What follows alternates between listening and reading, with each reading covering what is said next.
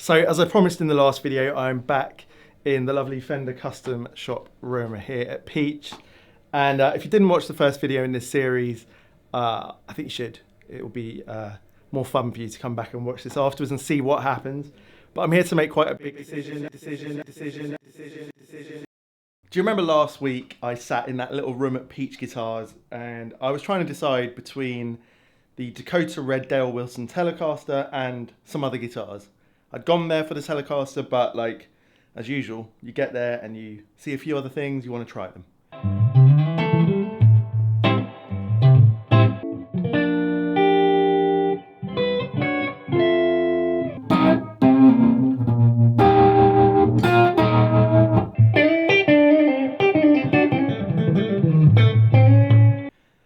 And probably unexpectedly, I walked away with that Huber Orca 59, which is a fantastic guitar. And, well, I went back again. Now, I left Peach with that Huber, and I was really happy with it. It's still here. But there was a nagging feeling that there was something there that I'd left behind. And it lasted with me all of last weekend. I was thinking about it. And I would literally, it sounds mad, but I'd wake up thinking about that red telly. And so I said, you know, I'm going to go back later this week. I need to do it again. That's a 150-mile round trip to go to Peach. So it's not just a down the road sort of thing. But I needed to do it because maybe that telly was going to be something that stuck with me forever. So, if you're a long-time viewer of the channel, you won't be surprised that there are a few left and right turns along the way. Let's start with the first one. Now, I have to start with this one, even though it was the last thing to happen. And I'll tell you the whole story through this video, but I have to start with this one because this thing that came home is going to be the cornerstone of my whole setup. And so whatever else I want to show you in this video, it's going to run through that. It occurred to me that everything I was playing in that little room, I was loving. More than I've ever loved any guitars that I've played before. And I was thinking, where does that sound come from?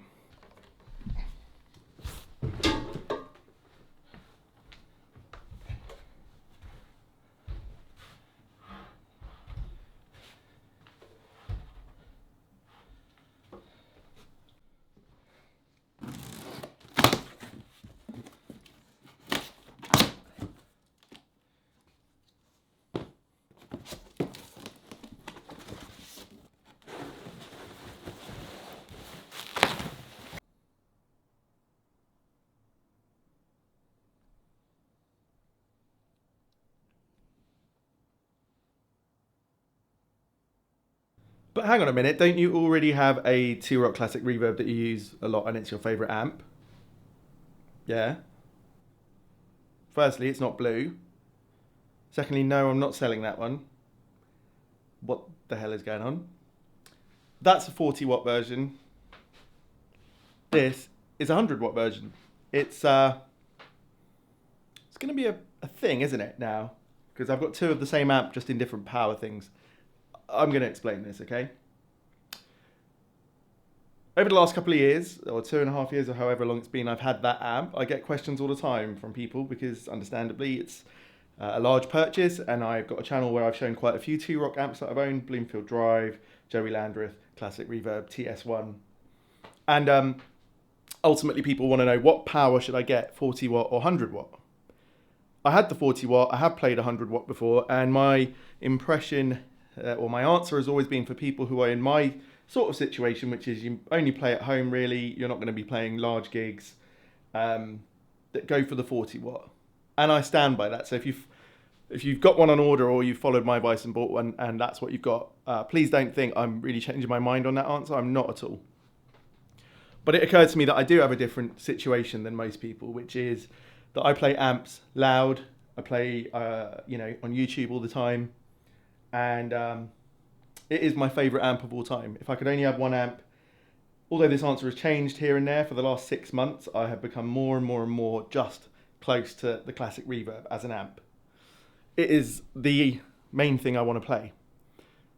And the 100-watt and the 40-watt are actually reasonably different to play even though you can get them to sound similar in a recording, which is where I think the difficulty lies. So watch out for a video that goes in depth again. I've done this once before when I borrowed someone else's 100 watt, but I only had that for a short time. Now we're going to go much more in depth. But it's safe to say that it's enough of a difference for me that I want both of them. And if you can think about it, that feels like a deluxe. It's 6v6 tubes. It grinds and grits a lot more. This is 6L6 and a solid state rectifier. So it's obviously got a lot more headroom. It's also got a lot more bass response, which is one of the reasons I don't always recommend it for people who are playing at home, because it's very bassy. But it also has incredible cleans. It doesn't break up the same way that one does. So for a lot of people, this is harder to handle, the 100 watt. It's harder to play in a way, and it's more revealing, all those things. But this is going to be my main setup, that and a Marshall type and a Tweed type, and I'm in love with both these amps. So that's that. I think we should move on. Yeah, I'm liking this more and more. It does go out of tune quite a lot. So I'm about to turn on the new classic reverb for the first time, and I wanted to show you this, right? John at Peach has lent me this for now. This is a brown box, which if you're someone who has lots of amps or expensive amps, or you care about the very nitty gritties and the safety of your amp, this is something really intriguing. Look at the voltage coming out of my wall, 244. Now we should be at about 230 really. That's what this is supposed to be. So what this box does is it allows you to change the voltage, and I'm going to try and get it to be, there we go, that's perfect, 229, that would be great. I'm going to do a video about this. My first impression is that there is an effect to the sound, and even more importantly, it's probably going to save tubes and things. Okay, I'm going to reveal what happened guitar wise. Okay, if you saw my post on the community page yesterday, it said it'd been a pretty wild shopping trip to Peach, but most of my footage is just unusable. It was one of those days we turned up and I knew I wanted to compare the red telly to that black Gibson Les Paul Custom that I'd seen last week. But my hunch was that the red telly was going to be the one for me. I had a real sense of nerves for some reason. And my mate Stuart from Sunbear had come with me, very kindly taken a day off work, very precious time for him, to come and help me decide on this, what is a massive decision, not just financially, but sort of what guitar is for me. Now that I'm nearly 4 years into this and I've gone through so many guitars, I'm definitely much closer to knowing when something is for me and stylistically what I want, right? So these are now like really important decisions to me, because I now want to buy stuff that I just know is right. So it's great to have a sounding board. Anyway, sat down and played the red telly for a minute, and it was as I remembered. Sounds great, feels great, perfect neck for me, just a lovely sounding telly.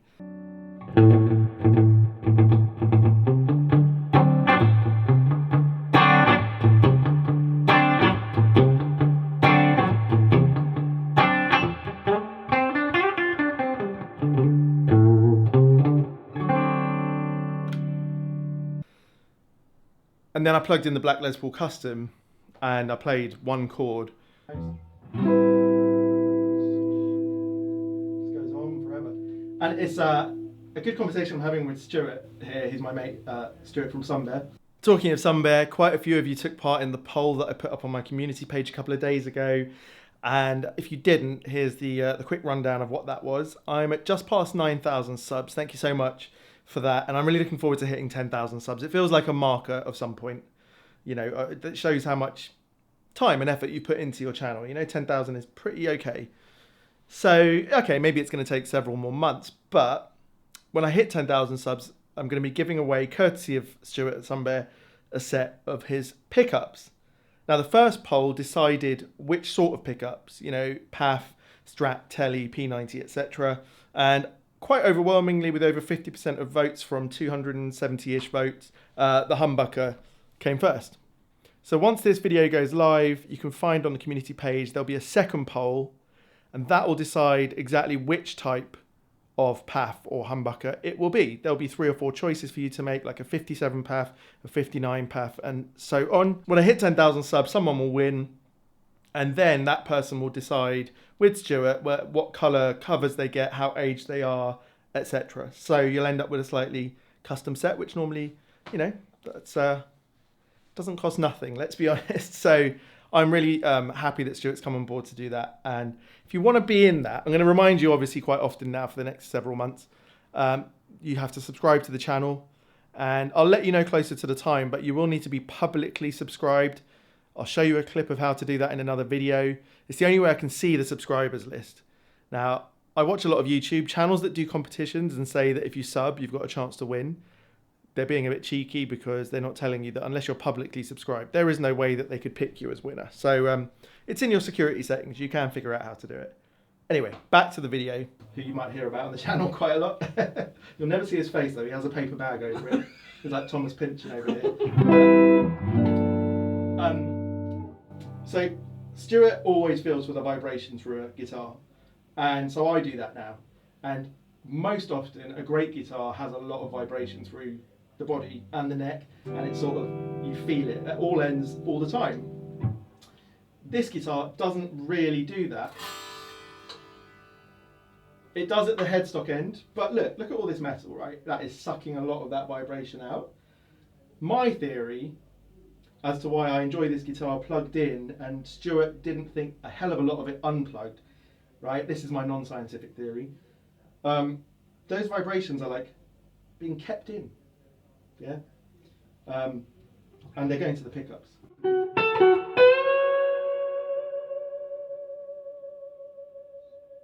Bloody hell, like that just goes on. I would buy it just for this lick.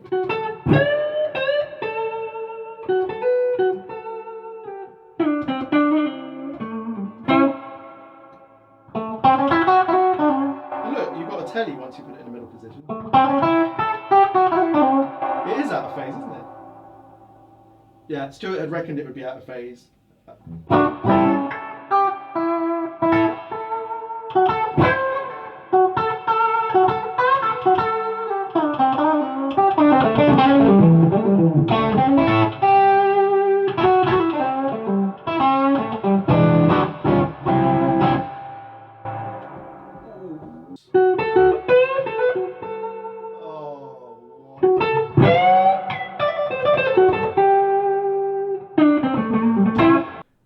And immediately, like, the whole notion that I just knew what I wanted fell apart at that moment.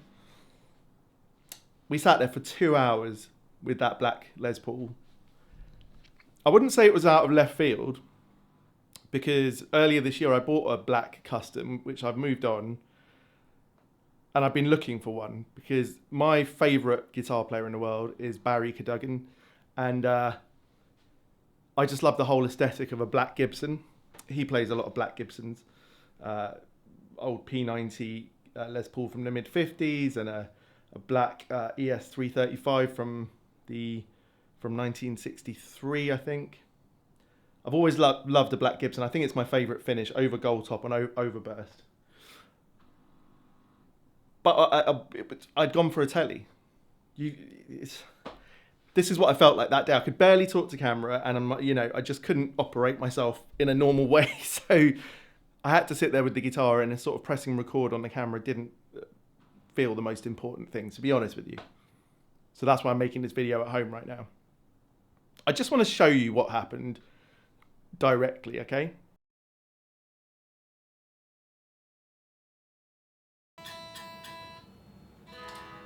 So the funny thing is, I said last week when I was playing this, oh, it's gone out of tune quickly. And yet this trip to Peach, I played this for about 90 minutes, and I played it at home for an hour yesterday. It hasn't actually gone out of tune once. So I think the strings just needed stretching, and it's no exaggeration, it honestly has barely gone out of tune. Less so than many guitars I have. So anyway, what an introduction. What a mundane introduction to what is potentially going to be my #1 guitar.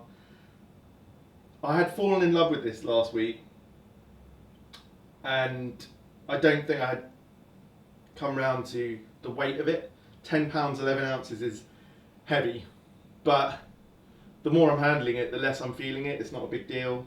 Quite a big guy anyway, so it's not worrying me so much. I was more worried about those sort of myths you hear about all heavy guitars are crap and all light guitars are good. It's clearly not true, but let the proof be in the pudding. Let's play this.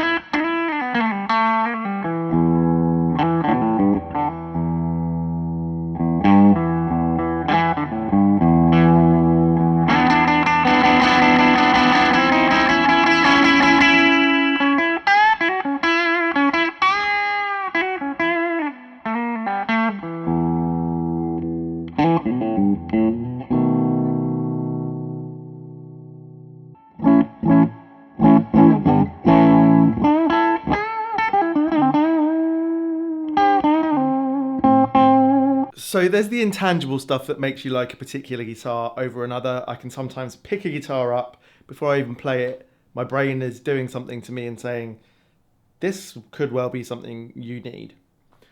With this one, there's lots of things about it that I absolutely love. Apart from the look of it, which is a dream look for me particularly, the exact specs, the Bigsby and the 3 pickups, everything. The way it sounds is so what I had in my head.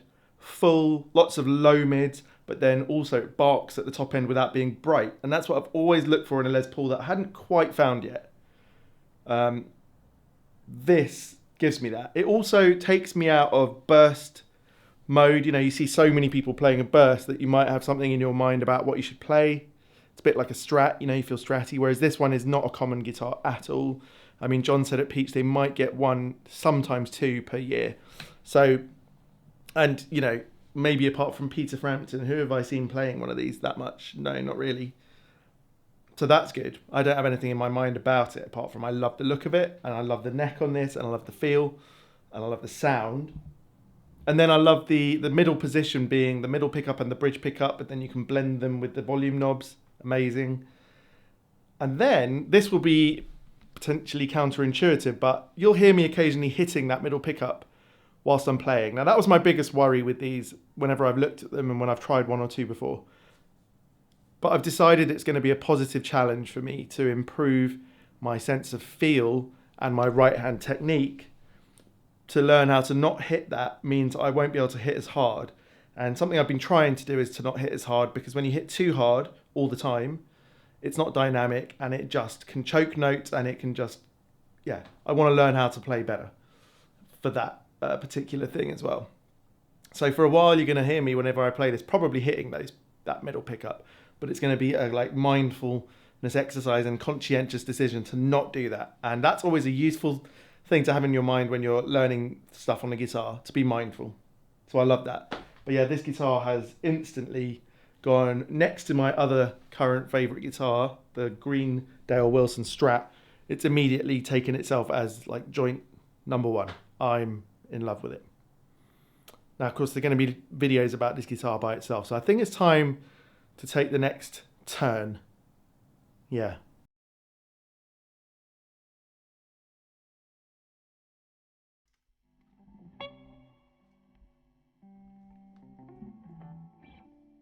Okay, remember I said this was going to be a bit wild, right? If you cast yourself back to videos I released from my first ever Peach sort of shopping trip, you know things don't go as expected. Although in this case, I think the reasons are very different. That was much less experience, more excitement, and kid in a candy store. And this trip has been a really massive, what would be the right word? Watershed is far too important, but something like that for me. It's been a moment of understanding for myself that I finally know what I want to actually play, right? Not just I want to try all this stuff so I can make my mind up. It's I already know what I want. Quite a few of you have mentioned in the past in comments on videos about shopping and guitar buying and stuff that if you can have a little bit of money set aside for what you might think of as like a fate purchase, then that's a good idea. You know, basically you're looking around and you come across something that you can't let go but you hadn't thought about buying. So if it's possible to have the ability to do it, you can do it. This isn't exactly that because it's a bit complicated, but it's basically that. So knowing that I was coming back to the shop, someone who watches the channel and who I chat with quite often asked me if I could try a particular guitar for him. And that was a blonde or natural coloured Collings 35 vintage. And I've never even tried a Collings before. So I appreciated that he at least thought my opinion might count for something. And at the end of the time there, I asked for the blonde one. And I knew they had another one. I'd looked it up on the site, a burst coloured one. Now, I only meant to look at the blonde one, but I asked if I could look at both. Now, the blonde one turned out to be not something that I would love. It actually reminded me of a couple of semi-hollow guitars I've had before. Quite a flat response and a little bit weighty. Still a lovely guitar. And my first time really seeing and handling a Collings, you know, beautifully well made, lovely looks, all of that stuff. And that guitar will suit someone. But then the burst one. I've never tried a Collings before, and this is one of their vintage 35s. And I just thought I'd try it out of interest.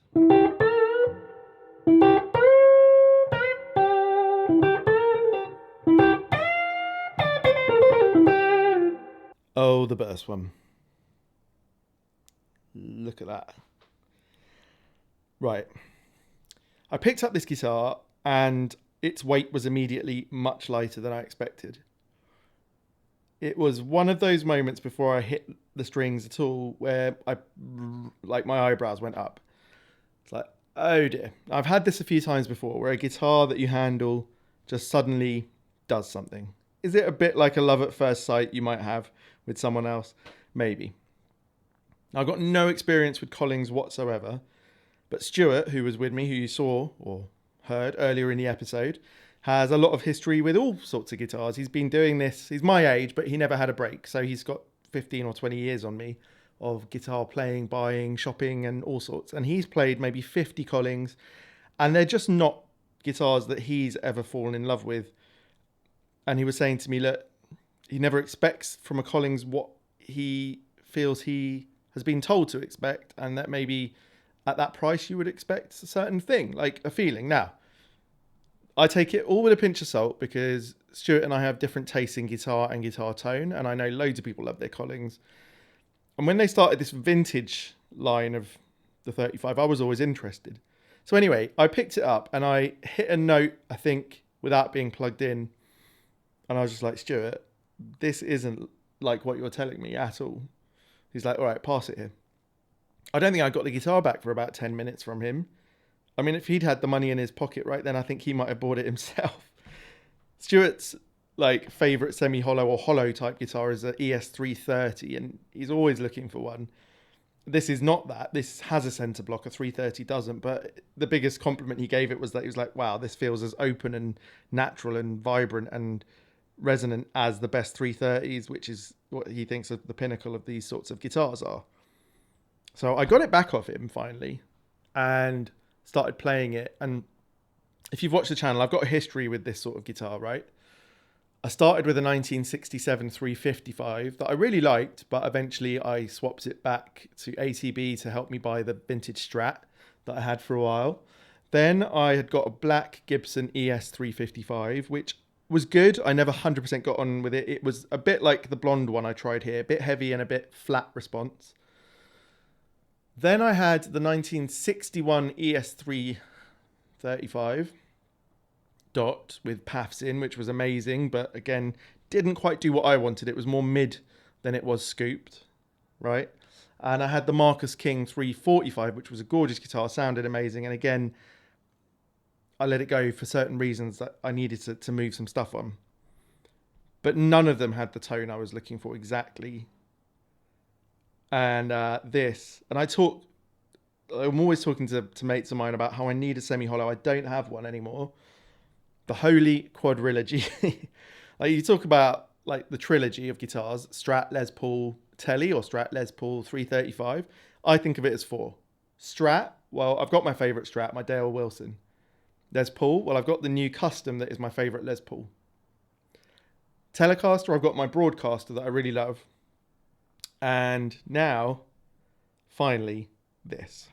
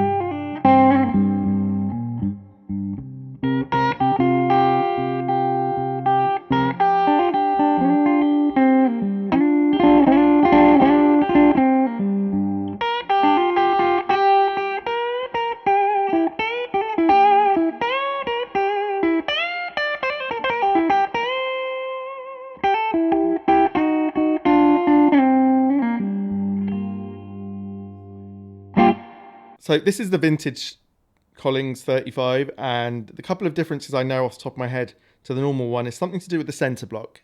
It's different. And the pickups in this one are throwback pickups, and I'll put the name on the screen, but they are a copy of some pickups, some patent number paths, so post 62, from a 1964 SG that Throwback had and were able to copy the pickups. They're really nice, actually. Now, I'm not a fan of potted pickups, and luckily these are unpotted, so I don't get on with Lola Imperials, for example. I get on with a lot of Sunbear's pickups. He doesn't pot any pickups.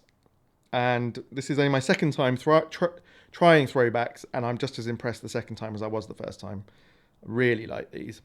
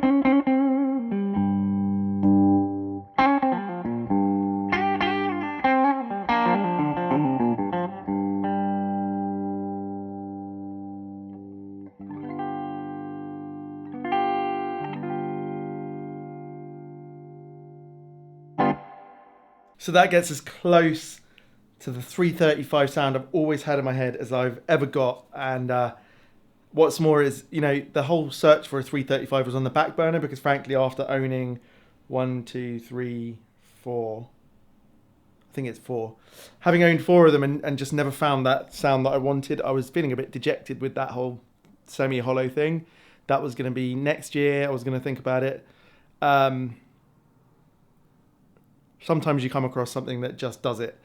I'm very lucky that I could move on it, but it's why you've not seen the red telly today, which you might be asking why I went there for that in the first place. So the Les Paul Custom, they don't get many. 1 a year maybe, 2 a year maybe, and obviously they wouldn't all be the one for me. So the Black Custom is the ultimate Les Paul for me. In fact, it's probably the ultimate guitar, even above my favourite Strat, because when I play a Strat, I feel like a Strat player. But with the Custom, I've got nothing in my mind apart from what music do I want to make. So I'm really in love with that. And I couldn't turn back on... Where is it? Oh, it's over there. Couldn't turn my back on the best 335 type guitar that I've ever personally played. It sounds like the 335 things I've got in my head. There's this clip from Kirk Fletcher playing at Vintage, Carter Vintage, that I've watched so many times and learnt some of, and he plays a guitar that looks like that. And I had this plugged into the 40 watt yesterday, which is more like a deluxe. And in that video, he's playing a deluxe, and it sounded so much like it. So I can't believe that. Like, that's a find that I'm blown away by. And it didn't matter that it's a Collings or if it was a Gibson or whoever it would be. Having a great semi-hollow guitar is something I really, really wanted. Now, like, the financial reason why the red telly's not here is a little bit complicated. I don't really want to go into that. It's a bit too much, I think. Too much information, probably. But it is coming. It's just on hold for me. That's all. Anyone who's on the fretboard or on Reverb who's looking for stuff at the moment, you might see I've had a few pieces up, fretboard and Reverb. I'm selling some things that I've loved over time but find they get less and less use. Or that my tastes have evolved or changed, or that I'm just exploring new avenues, or that when I bought those things I was exploring those avenues, and I've done that and I'm satisfied to move them on. So hopefully the red telly will be here in a month or less. That would be perfect, but I'm really looking forward to it. Playing that telly, again, it felt like a home sort of guitar, like the Wilson Strat, this new Black Custom, and that new Collings guitar. It's at that level for me. It's going to be my main telly. The Broadcaster is going to be more of my sort of vintage look and feel. But in terms of like making my own sound on a telly, I think the red one's going to be the one for me. Told you this would be wild. So look, here we are at the end of this, what for me has been a bit of an odyssey. I haven't been able to show you every to and fro and every thing going on in my head about this. Safe to say this has been a really big week for me in terms of thinking about what it is I'm actually doing here in this room, on this channel, with my life, playing the guitar, all these things. The most important thing to come out of this video is actually this amp. Because if you've noticed on the channel recently, and throughout, but more recently as well, there's been a lot of amp stuff going on. In fact, there's even some amp videos I've not released yet. And finding the right amp for me has been a really key thing that I've wanted to do.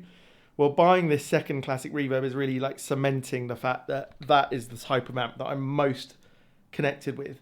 And when I left the shop, I hadn't bought the amp, but when I left the shop on this second time, I felt slightly bereft. Like, I don't want to play through a different amp. I want to play through that amp. And even I want to play through the amp that was in that room, those 2 sessions I was there, because that sound just overwhelmed me a lot in a good way.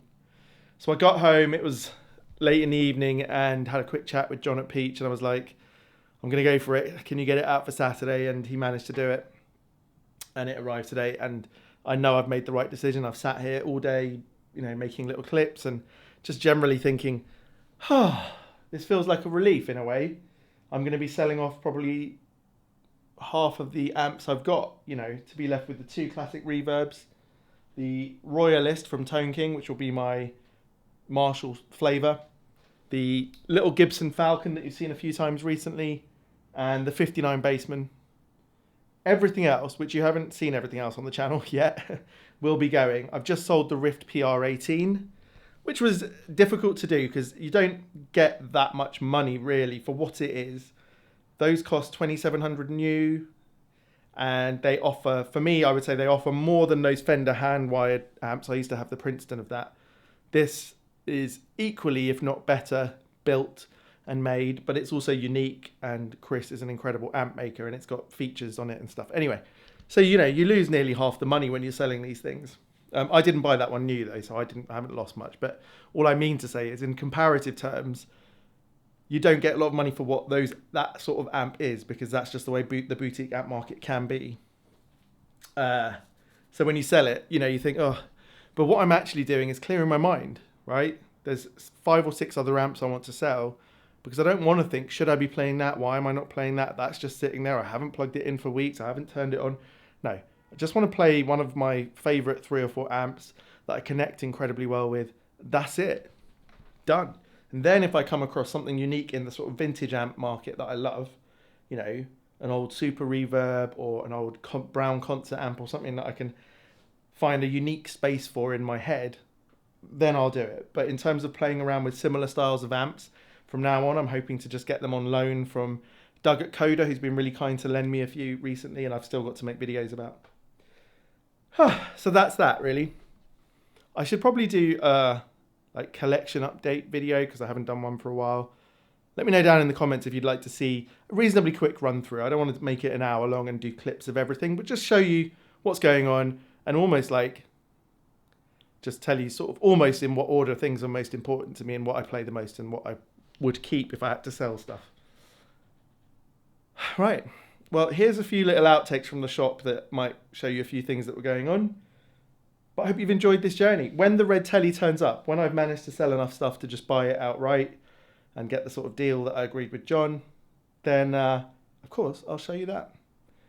But yeah, subscribe to the channel, be in for the 10k sub thing, the pickups, and I'm knackered. I'm going to go and watch some television with the new Collings in hand and just enjoy that. So thank you very much for watching. Cheers. It's as good of a telly as I've ever played, or better.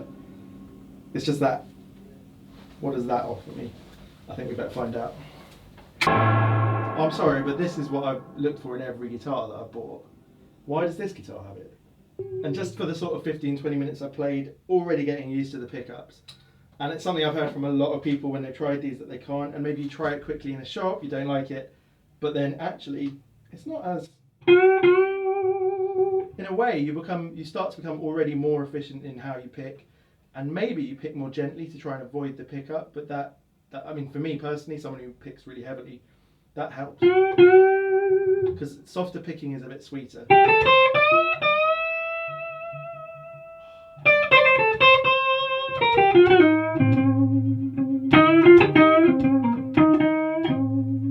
I was just saying to Stuart a minute ago that for the last 4 years nearly that I've been playing again, I've been looking for the sort of sweet, mellow, soft Gibson tone that I would hear B.B. King play with, and this guitar reminds me straight away of that.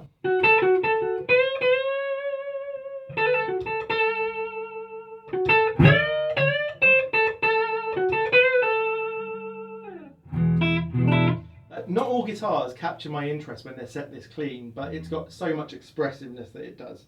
Feels like I want to feel. I think that's been like my slight nervousness throughout this whole video. I've really not felt like in the zone to play, because I've just been in my head going Black Les Paul, red telly, Black Les Paul, red telly, and it's a massive decision. I know it might seem a bit silly, but it is. They're both really amazing guitars. It's not just about the money, you know. It's like, which one do you leave on the table? I won't come across that red Dale Wilson again.